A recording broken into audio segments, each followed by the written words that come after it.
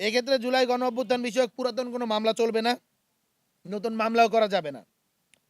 জুলাই গণ অভ্যুত্থান বলতে জুলাই ও আগস্ট মাসের কথা বলা হয়েছে, কিন্তু সুনির্দিষ্ট কোনো তারিখও কিন্তু এখানে বলা হয়নি।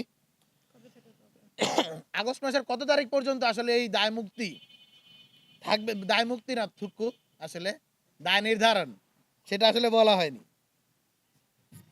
কিন্তু জুলাই গণ অভ্যুত্থানে অংশগ্রহণকারীদের বিরুদ্ধে আসলে হত্যা মামলা চলবে। মানে জিনিসটা আসলে খুব হাস্যকর। আপনি একই সাথে দায় নির্ধারণ দিবেন এবং আরেক সাথে হত্যা মামলা আদেশও চলবে, সেই জিনিসটা আসলে হাস্যকরই বটে। এক্ষেত্রে শুরুতে মানবাধিকার কমিশনের কাছে অভিযোগ করতে হবে, মানবাধিকার কমিশন তদন্ত করবে। ৫ নম্বর ধারার যে দ্বিতীয় প্যারাগ্রাফ, সেটা দেখে স্পষ্টভাবে বোঝা যাচ্ছে পুলিশ হত্যার অভিযোগে দায়ের ও তদন্ত করার জন্য এই ধারাটি যুক্ত করা হয়েছে। মানে এইটা আসলে নিশ্চিদ্র প্রতারণা। আমরা বেহুলার বাসর ঘরের কথা শুনেছি, সেই বেহুলার বাসর ঘরের মাঝে আমরা শুনেছিলাম কোনো প্রকার ছিদ্র রাখা হবে না, কিন্তু একটা ছিদ্র রাখা হয়েছিল, কিন্তু সেই ছিদ্রের মধ্যে দিয়ে কালনাগিনী প্রবেশ করে কিন্তু লক্ষিন্দরকে আসলে সবল রেখেছিল।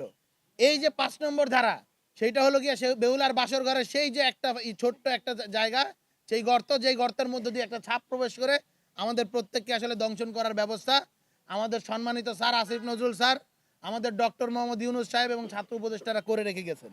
তারা কেন এই জিনিসটা করেছেন, এবং তারা যদি মনে করে তারা এই দফা দাবির মধ্য দিয়ে তারা আসলে এই দায় মুক্তিটা পাবে, তারা আসলে ভুল।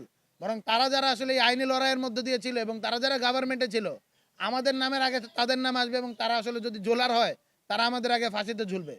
সুতরাং তারা আসলে কোন শেল্টারের জন্য কাদের কথা এই জিনিসটা করছে আমাদের বোধগম্য না। আমরা মিডিয়াকে বলবো, আপনারা গিয়ে তাদেরকে প্রশ্ন করেন কোন বুঝে তারা এই কাজগুলো করেছে। এবং একই সাথে মানবাধিকার কমিশনের তদন্ত যদি প্রমাণিত হয় হত্যাকাণ্ড রাজনৈতিক প্রতিরোধের অংশ হিসেবে হয়েছে, তাহলে মামলা হবে না, শুধুমাত্র ক্ষতিগ্রস্ত পরিবার ক্ষতিপূরণ পেতে পারে।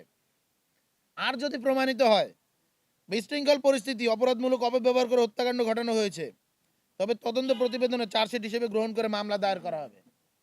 মানে এই জিনিসটা আসলে আরেকটা মজা, আরেকটা হলো গিয়া ফান। আমি আপনাদেরকে একটা উদাহরণ দিই। মিরপুরে আমাদের এক সহযোদ্ধা, তাকে যেই পুলিশ গুলি করেছিল, পুলিশ ভেরিফিকেশনে একই পুলিশ গিয়েছে, তাকে হলো গিয়ে সে হলো গিয়ে জুলাই যোদ্ধা কি না, তার গ্যাজেটে ভুক্ত হবে কি হবে না সেটা করতে। মানে এইরকম ধরনের স্যাটায়ার কিন্তু আমাদের সাথে হচ্ছে, এই ধরনের আয়রনি আমাদের সাথে করা হচ্ছে।